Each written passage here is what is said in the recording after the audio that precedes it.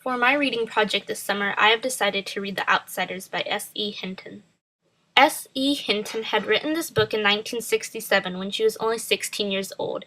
Even though she was that young, this book is still considered a literary achievement of the time and is considered by many a classic novel. This novel is a heroic story of friendship and belonging.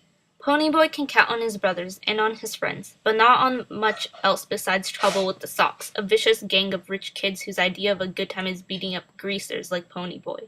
At least he knows what to expect, until the night someone takes things too far. To first understand this book, it's important to get to know the full cast of characters. Ponyboy is the main character of the story. He has two older brothers, Soda Pop and Daryl. The other boys that make up their little gang of friends include Two-Bit, Steve, Dallas, and Johnny. Along with the Greases, there is just as diverse characters on the other side of town known as the Sox, or Socials.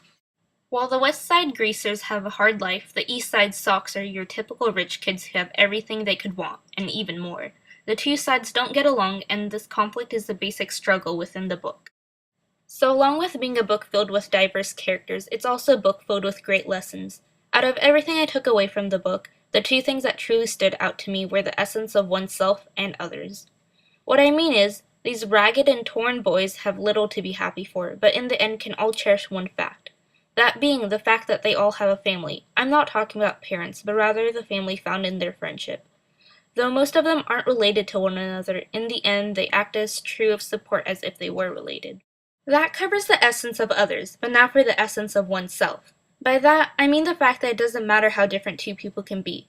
Take away the titles and outer image, and all you have left are two normal people. Ponyboy first discovers this when he realizes that everyone looks to the same sunset. The impact of that statement doesn't really settle in until the end of the story, where even though Ponyboy's title as a greaser, that didn't stop him from risking his life to save a group of children from a church fire. It wasn't the title who saved the kids, but Ponyboy himself. Having now read the story, I can understand why it's a classic novel.